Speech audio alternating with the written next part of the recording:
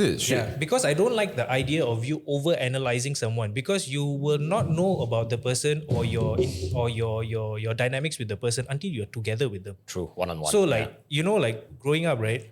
You know how like some girls say, "Oh, I don't like him lah. Why ah? Because our music tastes different, bro. Fuck you lah." So since then, right? Like I don't like to overanalyze.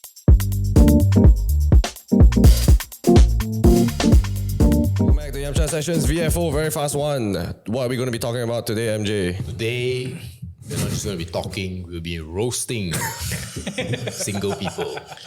Absolutely. And educating them at the same time. Right? But the context is the article, right? Yes, an article from the World of Buzz website reported that in Malaysia, there are 44.68% of people are single.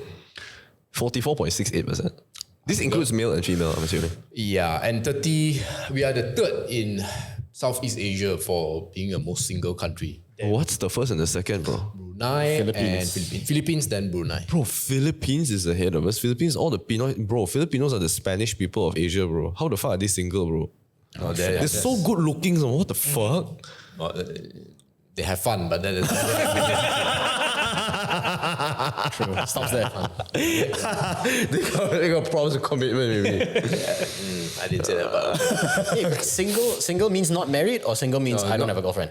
Just means no partner, widow, and... Divorcee, baby. Divorcee. Got it.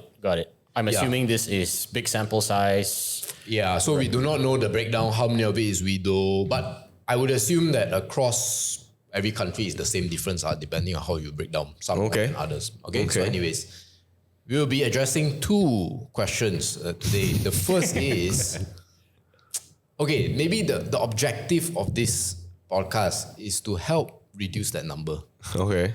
Doing a public if service. we can reduce it to 43%, I'll call it a win. good. Fantastic. Great service. Right? Just because of this podcast. Yes. So that's our goal, to reduce it to 43%. All right. Okay? Share this video so to you can help contribute to the cause. Correct. Absolutely. And your we single may step friends. on a few toes. The reason is because all of us here are not single. That gives us full authority to tell single people how to live their lives and how to get and keep a girl. You should do stand-up comedy. In our case, it's incredible. In our case, we are all guys, so obviously we're going to talk about The how guys. to get and keep the girls. For some context, we have two married people, Raise your hand. and then the other Overall half, camp, yeah. we have two people who have relationships that are over a year. Yep. Okay. Tons of experience. Unbelievable. Yes. So we start with John, right? Okay. What's your strat to get a girl? My strategy, I probably should. What were you doing before you met your current? Fucking hell, no. Nobody knows this. I only told it to two people and I told them don't tell anybody. Oh shit. Yeah. Okay, so life experience wise, I'll try Sorry, to... wait. Is this the strategy or is it not the strategy? It's not the strategy. Okay. Yeah, I just need a clarification. Yeah. But I think the strategy came with learning after going on a few days. But I think what I learned more is that I think girls are naturally more attracted to guys, or at least they were more attracted to me when I was less desperate finding a girl. Okay, so at that time, I think I wanted a girlfriend because I wanted a partner. And I just wanted a partner so that I don't need to think about finding a partner. That was my rationale at the time. So I can just get it over and done with and then have a partner. And I'm not the type to switch partners. I normally stick with one partner for a very long time. Because I want to focus on my career. Little did I know, I think you should focus on your career first and then the correct partner will come along. Because I think, I literally was actually having this conversation with Jen. I was changing the bed sheets last night also. And I was like, actually, right, I don't think you would be attracted to me if I was young, man. I think you would have hated me, man. Then she was like, I think you would have hated me also lah. But you met her in your mid-20s, right? Like I did, but that's also over the course of time, right? Like when I was in college, I had a girlfriend. Then when I came back to Malaysia also, I dated a few girls and I was in a couple of relationships. But it's just that they came to me because I think they kind of knew like this guy has a path. Yeah, but prior to that, I don't think I had a path. I just kind of lived my life. I kind of just go to work or I go to school and all that. But then now when I laid out that foundation of like, oh, I want to work in the communications industry and I want to do videos on the side. That's when the identity is formed. But I think prior to that, I don't even know what my identity was. So how can people be attracted to an identity when you don't have one? So I think the best strategy actually is to know thyself before you know others. Right. And this helped you could see that this helped you either get dates more. Yeah, I think it's a confidence thing as well because you're more certain. I think when people ask you like, oh, what do? You don't go, actually, I don't know what I'm doing. Straight away the girl like, woo, red flag. Yeah, you know. And I think also, and I don't want to discourage people, but I think dating apps also quite toxic. Okay. I find that the healthier thing to do was actually just to speak to people. Like literally, like I get to know a person. I go speak to a person. I get to know someone. Even if it's a stranger, by the way, I've asked a girl, like stranger, like on a date. I've seen a girl on Facebook. I'm like, I think she's pretty. I will use my friend and ask her, hey, is that girl single? Can we go makan together? I'll buy lunch. I just want to get to know. And then if she said, no, that's kind of creepy. I'm like, it's okay. Then never mind. I move on to the next girl. That was a very sales approach. Yeah. But when you get to meet people and then they get to know you and then they know your identity, then you kind of sort of find that jalan, that path. Okay. Yeah, I'm sorry, mate. I don't have any advice. So how did you do it? Let me ask it this way. How did you find your girlfriend? What do you think were the reasons that it could begin? Or even past experiences also, I suppose you could play into. Never did the sales approach ever before. Always, I guess, dated people I already knew. So that was, I guess, one common factor. Met my current girlfriend at the workplace, so ate where I chat where I ate. Fantastic idea. That I don't recommend. I recommend you perhaps date somewhere outside that. It might be a good idea. Was that a negative different thing? department maybe? No, there was like a 10 people company, dude. Yeah, there were no departments. Was it bad? Did it turn bad in the end? It was just complicated. You have this very, very complex layer of social dynamics you have to navigate, which is very unnecessary. Don't put yourself through that. But yeah, I always dated people I already knew. I guess John's perspective makes sense. You just need to just focus on yourself. From a guy's perspective, you just focus on yourself, right? Fucking life will line itself up. Don't worry. But you have to be open to it. Yeah, you know, yeah. like you can be very it's easy to fall off that ride, right? Where you're like so focused on your career and then you just eliminate. You wear the horse blinders and then you're like, no, I'm only career. Bro, nobody, let alone girl, even if you're gay, right? Nobody will even try to vie for your attention if you are putting on horse blinders. So you got to be open to experiences. You got to say yes if people ask you, hey, you want to go out for drinks, you want to go makan. And if you're single, and like, it wouldn't kill you if you miss one day at the gym, or it wouldn't kill you to miss one family dinner. You got to be open to these type of things, I feel. If you're single, then maybe you meet new people. If you don't, maybe it's a new business partner, maybe it's a new friend. Like that's how we met, right, bro? Like we met on YouTube and you're like, hey, brothers, we meet up first, we go makan. We spent like 4 hours, bro, talking. Yeah, I remember. This was like right after COVID some more. Yeah, and like the time the second MCO or something like that. Yeah, and it was great, man. And I like the podcast because the podcast kind of introduces me to new people. Not girls, but people, So if I summarize one thing from your experience is that you need to just do that sales approach. Just go out, don't expect anything, and then just. But I think, I know we're sidetracking a little bit, right? But a lot of people also have that fear because we're always on our phones or behind the screen. So it's going to be quite difficult. It's very easy to say on a podcast. I think if you go back in time and you talk to me also, right, I'll be like, I'm quite lazy to go out on this date. Quite lazy to meet this person. But when you really do it, you feel very rewarded. Right. Yeah. And then for Andrew, it's, actually just focus on yourself. Like it'll kind of just show up. Yeah, honestly, yeah. It It seemed to work fine for me. I don't know if I can replicate it. Heaven forbid. Yeah. I don't want to turn back time and do it again. So you like in your experience where you're just working on your career and yourself and all that, is it just like, so happened like you get a sense that maybe she's interested in you, then you just, hey, let's go out? At least for me, it was kind of like I was just myself. I assumed she was just herself. We both worked at the same place. After work, we'd hang out because I just enjoyed having conversations with her. I would hope the reverse is true. You're together now, so it's okay.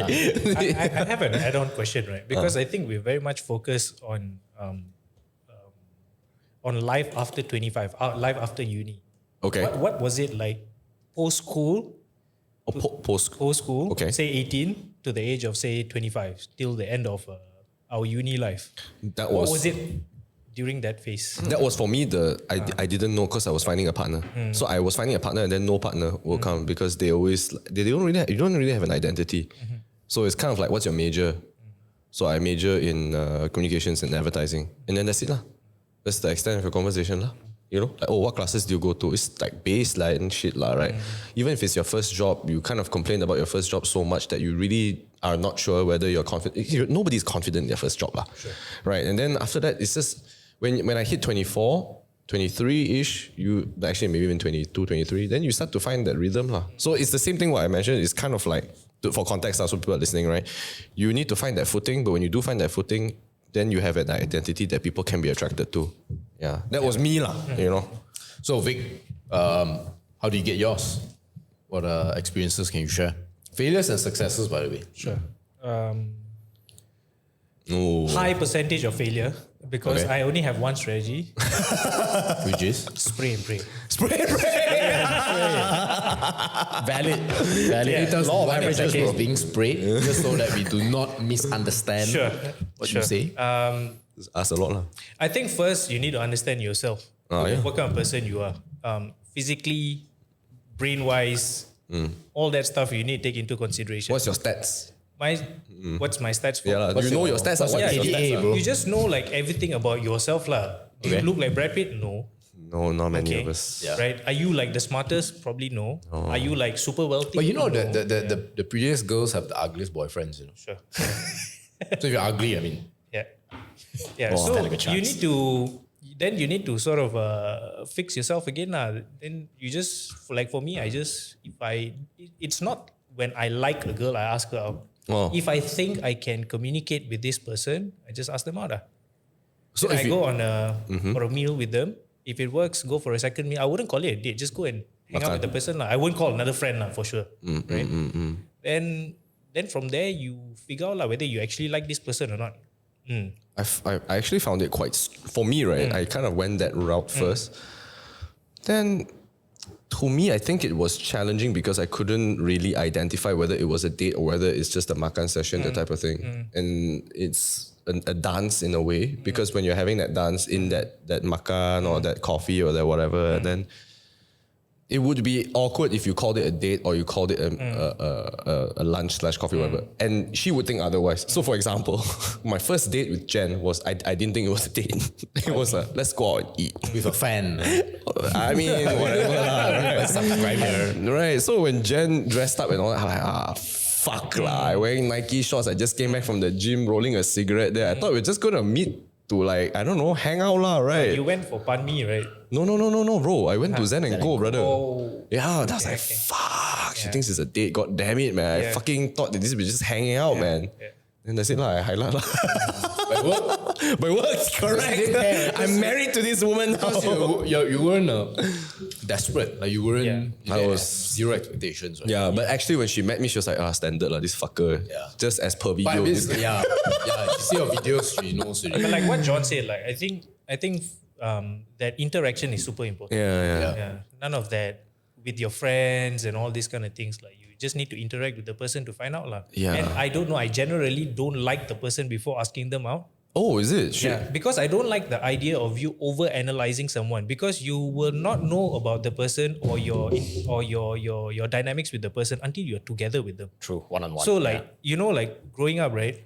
You know how like some girls say, "Oh, I don't like him lah." Why Because our music tastes different, bro. Fuck you lah.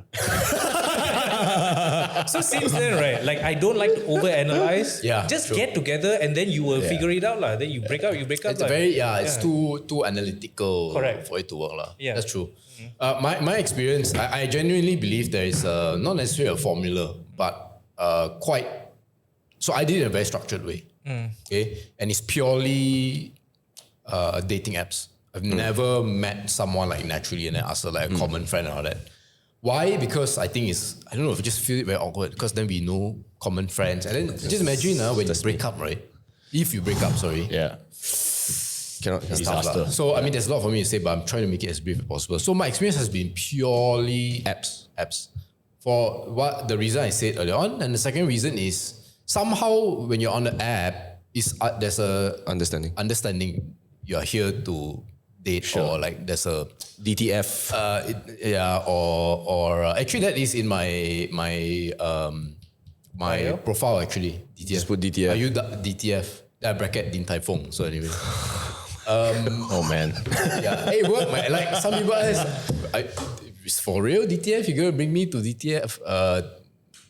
Din Tai Fung. You know, they say, yeah, absolutely. You know. So, anyways, so that's the second reason why dating apps. And then the third one for guys, right? Why I recommend dating apps is because it just trains you to take rejection. I think that's all the most powerful thing. Yeah, you try, never mind. So, anyways, the way I did was once I got on the app, once I matched the girl, the most important thing is to not have the conversations you usually have on dates on the app itself. You actually want to keep it light.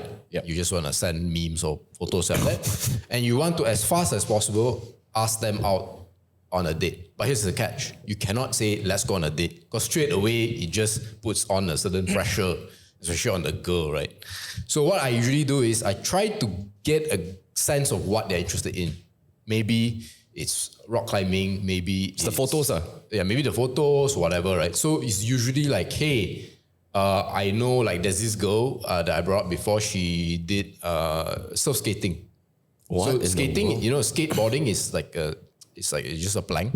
Surf skating is a skateboard that can go left and right. Oh, okay. It's a bit wobbly one. Yeah. So I just came out with a nonsense story. I say, you know, actually I'm at the Bukit Kiara Park, right? Every Saturday. Hopefully she's not listening to this, but I just say, hey, I'm usually there. You want to teach me surf skating? So then after that, Right. She said yes. So then, you know, we had a date. Didn't work out, but you know, at least that's how you get a date. Huh. So then when you're on the date, one thing that really helped me, and I think it somewhat echoes what John said, is that you want to be interested rather than interesting. Most guys 100%. go into dates wanting to be interesting. And so what ends up happening, and one of the biggest complaints I hear from women when they're on these dates and all that, is that the guy is just a show off. Yeah, How many cars they have, or their career prospects, or what. You know how if you say that you have a good career, it kind of like it's a turn off. Yeah. But if you just say, I'm just a doctor, I'm specializing in don't know what, then you just move on. Straight away the girl is like, what? Oh, doctor, tell me specialist. more. Oh, you know what I mean? So I realized being interested is very, very powerful, rather interesting for a few reasons. Apart from the turn-offs and all that, is this. So I have a personal rule every time I go on a date, that I try to speak 30% of the time only. I literally have it in my head. I only speak 30% of the time, and I ask more questions than I give statements. So it does two things. First of all, of course, it shows the girl like, hey, this guy really want to know what I'm about. And the second thing is, after the first date, right, they will get a sense that, hey, actually I know very little about this guy, but he knows a lot about me. So there's an imbalance of information. This guy's got a fucking formula. Yeah, so there's an imbalance of information. You know, so what that means is that you are now a mysterious entity that's on her mind. Yeah. And then, you know. Right. Then that leads to the next date. So that's when they will start double texting you. So for those who are unaware listening, like double texting, right, is one of the key signs that a girl is interested in you. Usually you text one, she reply one. You text one, she reply, or she ignores you or blue ticks you, right? So if she double text, right, or better yet, if she just tells you an entire essay, then you know the girl is interested in you already. But a lot of guys, when they do not get the response, so they ask again, they ask a follow-up, you know, like sales. like send emails. That's a killer. Yeah. So I realized that is really helpful. And that first date, I think the key, like the holy grail, right? I mean, for some of your players is to sleep with the girl. But if you're not, if she says that, hey, so when is our next date? Or are you going to bring, like, let's say we talk about food. Say, so are you going to bring me here the next time? That's already floodgates open already. So that's your The choice of words are So many different images in my mind. spray and pray. There's Floodgates. a lot of water involved. Very wet. So that is the opening for you to say like, okay, she is really saying. She's keen. But again, you don't say while we're on a date or anything, right? You let her do it. You initiate, but you let her. You gauge her interest. So if there's another thing is as a guy, right, you want to gauge the girl's interest. If you ask her a question, she give one word answer, you try it for 30 minutes, then you know it's a no-go already, next. But if she really responds with details, The reciprocation. then you know. Then of course there's other signs like if she like touches you, little things like that. I felt like I read too much into this when I was younger, when I was dating. I read so many articles. They started thinking like, fuck, what's wrong? Maybe I cannot have a secure relationship. But I kind of just went with it with gut feel. I just spoke. I didn't have that 30% thing. I didn't have many things like that. But the double texting thing kind of like reminds me of many of the conversations I've had. But I always thought like, bro, I feel like I'll just keep going until I find love. Question, John. Have you always gone out with people that you already know? No, bro. I made it like a point like him. I never dated someone that I knew. I think. Wait, let me just. Maybe I only went out on a date with like maximum 3 people I've known. Maximum, and only one or. No, actually, none of them worked out also. I just went on a date just to see whether like maybe, I'm doing a black and white. No, don't date people I already know, that type of thing. I went on a date with a couple of them and I just didn't work out. I just prefer to have that option where if things don't work out, I gain a network because I get to know her friends rather than lose a network because she's friends with me and we have mutual friends. Yeah. So they'll take sides. Then I'll lose network. So I just like, it's not worth it. And I know this because when my first relationship, I went through it with her for a few years. And I made a lot of friends because she's a very outgoing person. She introduced me to a lot of her friends and she was a senior as well. So a lot of my college mates, everything, so all I knew via her. After we broke up, I lost a lot of connections, bro. Yeah, there you go. Yeah. Only when I grew older, and it's been like, 10 odd years plus since then, only now, when death happens then only we start talking to each other again. Wow, I tell you, them surreal. Yeah. Yeah. So, there are 3 Man United fans on this table, and we all know this, right? So Alex used to say, winning the Premier League is one thing. Winning it in a row is very difficult. Being a champion is easy, but staying champion is much more difficult, right? Yeah. So that leads me into my second question. A lot of guys, part of the reason why there's pretty high singlehood, especially in our generation, not just on a country basis, is because they do know the tactical side. They do know how to get a date and get a girlfriend, right? But that's really only the beginning. That's like 3 to 5% of the equation, right? Yep. And then this whole other 95%, which determines your long-term, so far, success, right? So we'll start with the married guy here, Vic, right? How has your experience been in terms of maintaining a long-term relationship? How has it evolved? And what are some of the green flags, red flags that you would say? I haven't had that many relationships to begin with. Okay. But the ones that I've had has always been long. Long in the context of at least a year and a half and beyond. Okay. Yeah. How to maintain it? How many relationships have you had, like serious ones so far? 3. 3, yeah? Okay. Yeah, I think you know 2 of them. I know, definitely I know 2 of them. Yeah. So how to maintain? It's not much of an advice for this because I think there's a lot of things you need to learn. Yeah. The mistakes that you make, I made. Yep. You again it spray and pray. Again, this for context, right? Spray and pray means attempts. That number of times you do certain things and then you fail and then you learn from there. Like say for example, I have this habit of wanting to hang out with a lot of people all the time. Okay. That's just me, right? And I have a lot of different group of friends. Yep. And my partner doesn't like it. Shoot. Yeah, she's not that type of person. And then you learn from it how to balance your time. But on a personal basis, you and her, I'm so sorry, it may sound like extremely boring. I think you need to figure it out with the person. Maybe you guys have better. So how did you figure it out with yours then? Like what conversations were happening? It's more of finding a middle ground because like there are a lot of other relationships where people are very common on the outlook. Like I look at this couple, I think like, wow, they really meant for each other, like that. Like for me, it's just in my own relationship, you just need to find the middle ground. Every relationship that I've had, I had to find a middle ground because we are contrastingly different people. Oh, sure. Okay.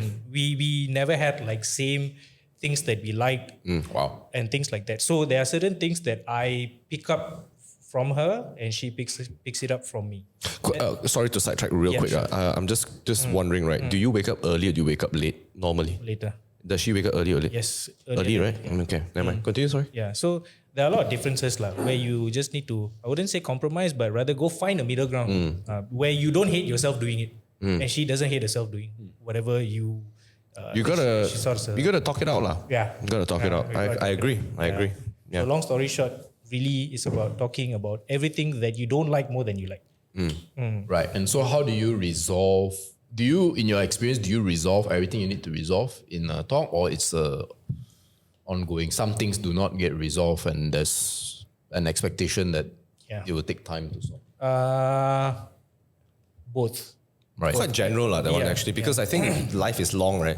Sometimes even if you may think it's resolved, it may not entirely be resolved within her, Yeah, right? as confrontational that I can be, I think there are certain things that I also try to avoid. Just to I don't think you're confrontational, bro. I think maybe I don't know her that well, right? But I feel like you're less, bro. A lot less, bro. I guess to be a bit more concrete, right? How did this specific sort of tension get solved with this the one where you have many friends? Does she give in, or do you find a middle ground, or you find a don't middle have- ground. Like I start hanging out with her friends a lot more, which gives her a bit more like she feels a bit more relaxed doing the same. Yeah. Before that, it's like you don't want to hang with my friends, I don't hang with your friends, and then we just do our own thing. Right, You know what I right, mean? right, Like, yeah. So then you find a middle ground. I've also only had 3 relationships, long-term ones always. For me, I think on a day-to-day level, it's very much just aligning expectations as we move along. So I literally just have every single thing on my calendar. Then I just Give her access to I calendar. brief her like on a weekly basis. It's not very structured, okay. It's less structured than it sounds, right? Wow. But I'll just tell her, like pillow talk kind of thing, right? I say, hey, Sunday I'm going where, Tuesday I'm going where, right? That kind of thing. Okay, so expectations are all there, right? That's the day-to-day level. I think longer term as an unmarried man, my view is you need to hash out your 3 main questions, your religious beliefs, how many kids you want to have, whether it's 0 or 52, I don't know how many kids you want to have, right? And then there's the money element, right? So you got to sort these 3 things out. And honestly, these are like deal-breaking categories.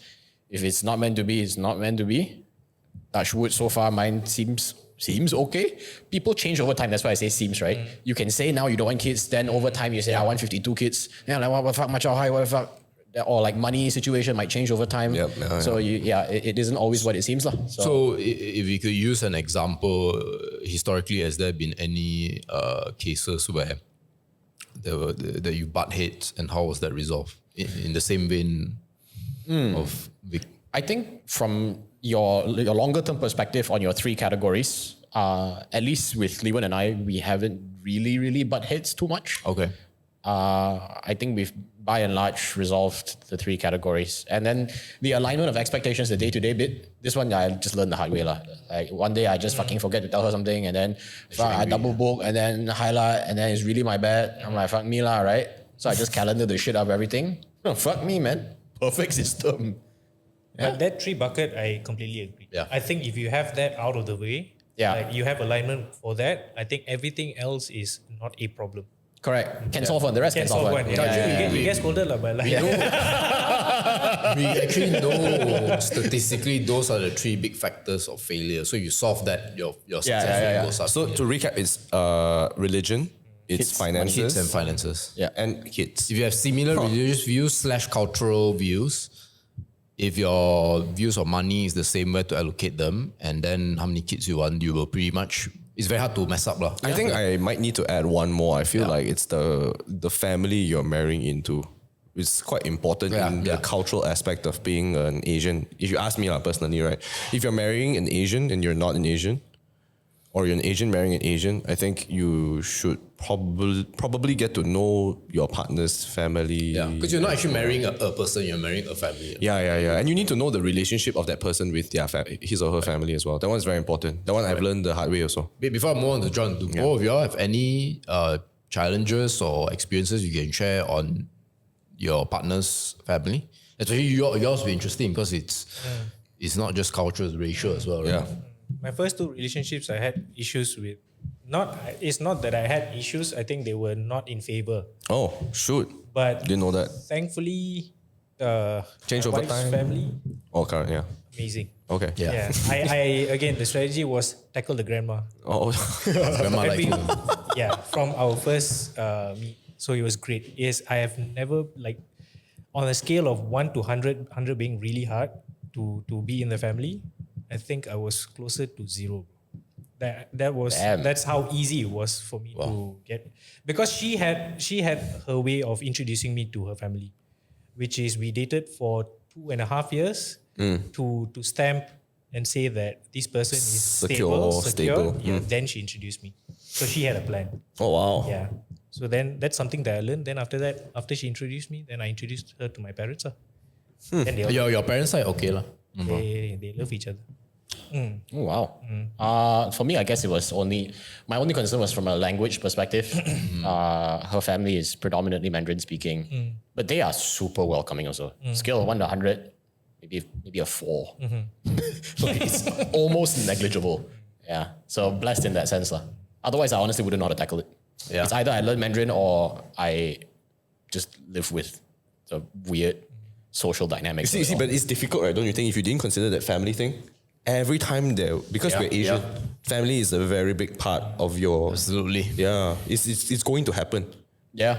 You know, so I think it's. So yours. What are your in the past? How have you resolved conflict? Wow, I Some learned of the big learning lessons. I learned the hard way. First relationship, I feel like I learned that maybe just at that time, I think she was just very aggro, and I was not a very aggro person. But I was also a very stubborn kid. I think all of us, I think 2 of you guys will know, but I was a very stubborn person. In my late teens to my early 20s, very stubborn person. Like in what way? Like people tell you? I don't want to listen to a lot of things. I feel like I can do it my way. You know, why should I listen? That type of shit lah. Right. Then after that, I came to that sense of like, you should just be a bit more flexible lah. Then after when you learn that flexibility, then only I went to that whole like religion thing. So my second serious relationship, not so much religious, but more of the family thing, which I learned.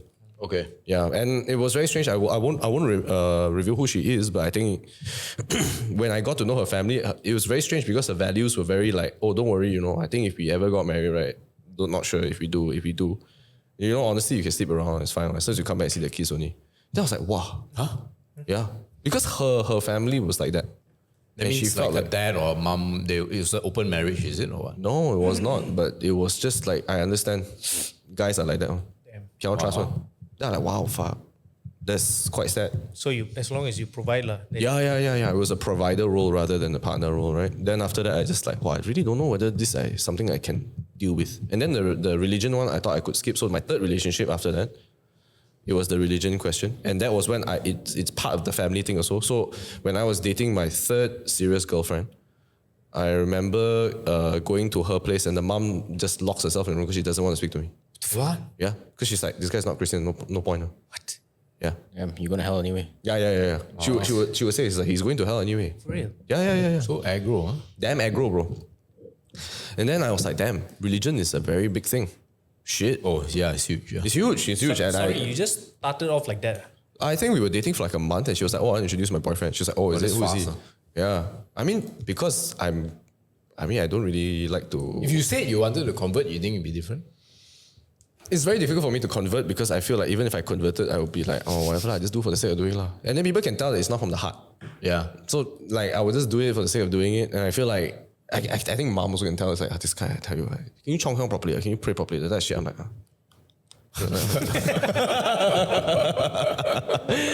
Then I just like, I do it for the sake of doing it. I just do it to make you happy. I say, no, you must do it from the heart. I'm like, no, I can't do it from the heart because I don't really mean it. You want me to act? I can try to act lah. You know, that thing.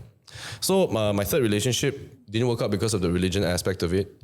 Then only that we would get into quarrels because of this. So I would bring up certain things like, why would you need to do certain things like that? That's why she'd get very upset, fight. Then after that, when I met Jen, and Jen was Christian, she still is. Number 4 is it? Yeah, Jen is the 4th serious relationship. And when I got to know Jen, and Jen was like, oh, I'm a Christian. I'm like, fuck, Jesus, I really don't know whether it's going to work out. Turns out she's not so serious about it. Yeah. So it's the seriousness of the religion as well. And she was very okay with me not being a Christian. And then we get along really well. So that's why I thought like, wow.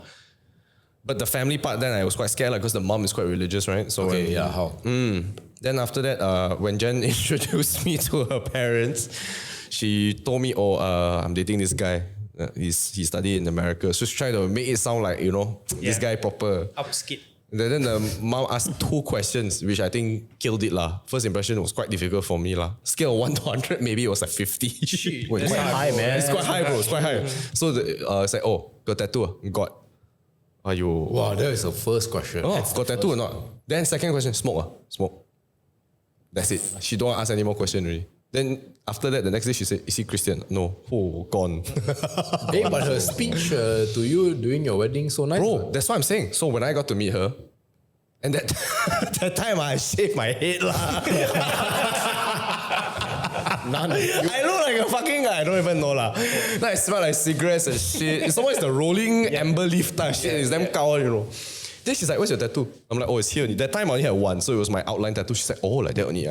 Like that. So she got a quota. Yeah, she was like, hey, I thought it's like whole arm type of thing, right?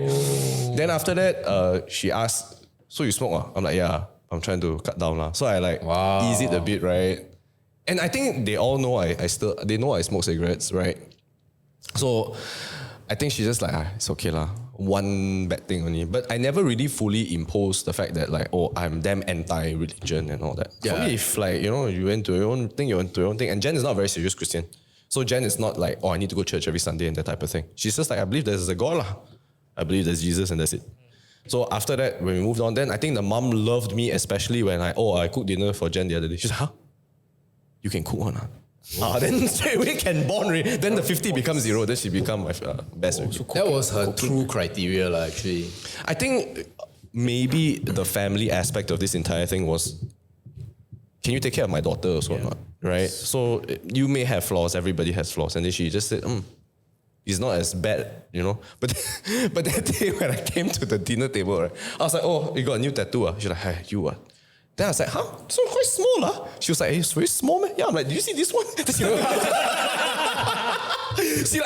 bad. She just said bad. Yeah. So I think, but it was a 5-minute shock. Then after she's like, what to do? Do already ma. That type of thing lah. Yeah. Yeah, I think for myself, I think it's everything, those 3+1 questions. That was really important. But for me, I mean, it sounds basic, but it's knowing yourself. I know so specifically for myself, right? I always knew from the beginning that I cannot be a guy that takes care of a girl.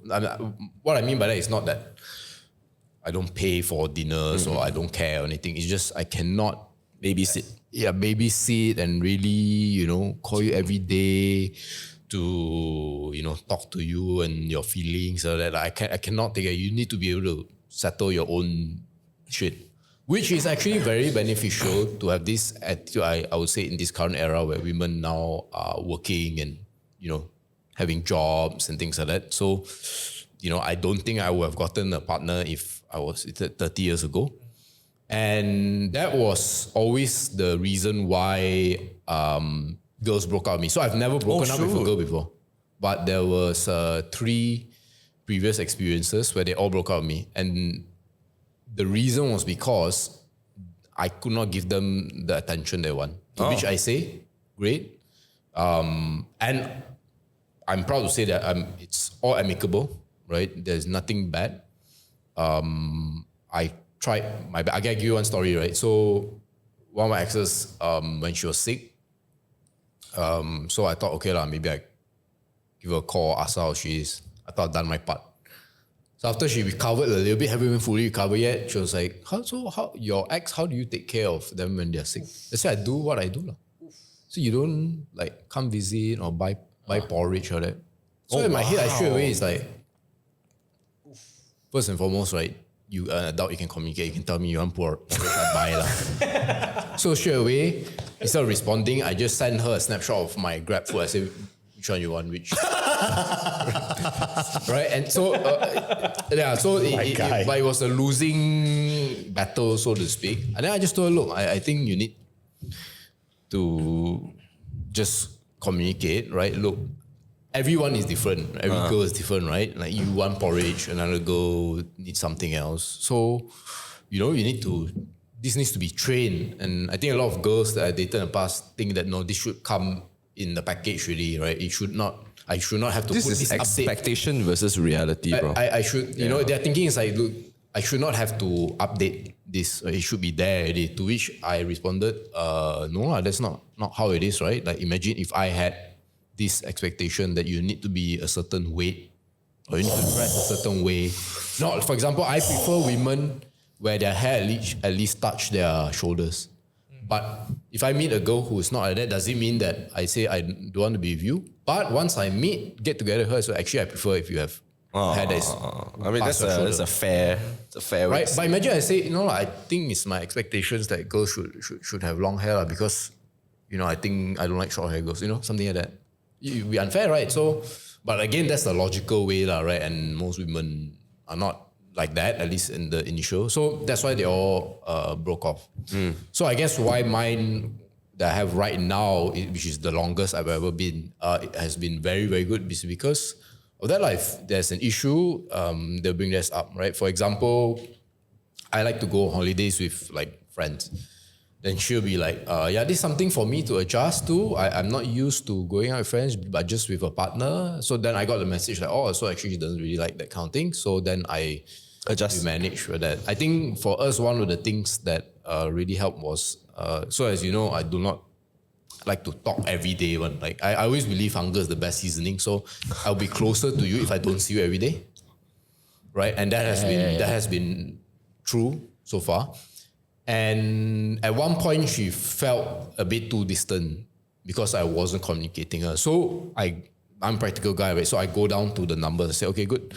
So let's set out 7 days. So I know I go out with you 1, maybe 2 times a week. And let's maybe hop on a call at least 2 to 3 times when I don't meet you in a week. But I can't be doing this every day, right? So she's like, yeah, makes sense. And then she also realized that actually if I call every day, if there's a lot of things to update, then it can be a 1 hour conversation. But if sometimes I don't have, then it's just 20 minutes. Then we just like, then she can suddenly hear me typing on my computer already. Oh, are you working? Yeah, I'm working. Okay, all right, see you tomorrow, right? So I believe that there's the principle of this, and then there's also you have to get down to the details to really communicate. And so far it's been I'm gonna add to that and throw you best advice also if you're married and you're living with your partner. Okay, so this is I give you all this wisdom. Okay, thank you, inshallah. Okay, Tips, please. Okay, so when you live with your partner, and I've learned this the hard way with Jen also. So when I live with Jen, I've been together with Jen for like almost 7 to 8 years now already, right? And you stayed together, I think almost 4 years already, right? Bro, I think more because she stayed at my parents' place also, right? So only when we moved out and we were living in my place, then only I started to realize, right, that responsibilities of home ownership and taking care of where you are living is something that needs to be communicated. And when I say needs to be communicated, I don't go like, here's a checklist, here's this. And it's never that plain and simple. Yeah. Right? Because sometimes like you have to work them late. Yeah, sometimes she's traveling abroad. Sometimes I'm traveling abroad. Whatever. Okay. So the 2 things you need to do is you need to establish immediately what you like to do and what you don't like to do. You just need to lay it out straight up when you live with her already, right? And when I live with Jen, I just told her, actually, right, I know you don't like to fold laundry. I will fold all the laundry. No worries. But if I'm not around, then you have to fold lah. Yeah. Right? No choice, right? Then, for example, she would say something like, oh, I know you don't like to wash the dishes because your eczema is painful. I will wash the dishes 100%. I'm like, okay lah. Right? So now it comes to those little things, right? Like taking care of the pets, cleaning the litter, that type of thing. So I found that the best way, right, is to say what you have done. Just say what you have done. A lot of people don't do this because they feel like I already did it. You should notice. Yes, it's very bad. This is terrible. When you do it already, you say, hey, I mopped the floor. Okay, But this comes with a caveat. So when you do say things like that, the most difficult part of this entire process now is to not hold and take score. Don't take score. It's very, very dangerous. Very dangerous. Yeah. If you say, I cleaned the litter already, I've swept the floor already, I have cooked already. And then you cannot go, why you never do that? Because in your head, you have scored more goals than her already. Yeah. But in her head, it's like, I already scored also, what the fuck? The score line in your head and the score line in my head is very different, you know. Yeah. What the fuck? So, right, I feel the caveat is, you need to think you are not fighting against each other. Working together. You're working together. You're on the same team. Yeah. You're playing against another team. So when you're saying things, it's basically like if Ozil assists, right? Ozil point at the guy, then you point at Ozil. You don't go point at like Jesus and shit. You point at Ozil, you're like, yeah, my boy. I give you my pro tip. My pro tip is even better. Alright. Hits the root of it all. You just stay in a small place. True. Yes. But you still need to clean. You have substantially less things to service. For me, I do everything 100%. I've got zero fucking complaints because it takes me fucking 17 minutes to do everything. 17? Bro, I vacuum the house. I only use half of the water in my vacuum, bro. It's nothing. Wow. You can even leave it there and for the next Bro, next it's time. all good. Yeah. I have like 2 windows to clean. Oh yeah. Wait, how many square feet? 850. Oh, easy, man. It's nothing. I clean toilet, fucking 7 minutes done, bro. Jump out some fucking floor cleaner, scrub a little bit, spray water, wash off the soap, and you walk away. Turn on the fan and make it dry. Bro, oh my god. I got zero complaints, bro. I do 100%, no problem. Easy job. Even better if you shit in the public toilet instead Even of the better, house. even better. Even better if you're homeless, you just sleep on Oak Lang Road, right? So your place is always clean. It will still be dusty. What the fuck are you saying? Yeah. But either way, you're going to be in that position, right? You're going to be working together to do something also. If you want to solo, like Andrew, go for it, right? But for me, if it's, you have to work together because I have pets also. Right? Pets is a big one already. Yeah, you have to bring them to the vet sometimes. You have to take care, you have to feed them, you have to let them out to take a piss, take a shit. You got to clean the litter. It's a lot. You just need to know that you're playing in the same team. And when they assist you already, right? You point at them, you're like, my man. Yeah. So when Jen does this, when Jen does this, I just point at her. I'm like, you the MVP. You cannot go and sue. But that means, right? That only means I need to assist her the next one also lah. You cannot think of it as fighting each other. You got to think of same team. So if you think the same team, after she assists you, let her get on the score sheet also lah. You also assist her. That's the best way I can put it. The best way. After you do that, right? Superb. Win Premier League. I like how we go back to the Premier League again. The United one. Very important. Very important. Yeah. All right, I think that will be it. Very good stuff. I hope you learned something and I hope you do not stay single. Okay. Share this video if you want to assist with the numbers. If you are single, rewatch the video. Okay. Several times. Very important. I care about your future. We care about your future. We want to drive the numbers up. The economy is Remember, very 43%, guys. 43%. If it's 43, is no attribution to me, I tell you that. Yeah. I can give zero advice here.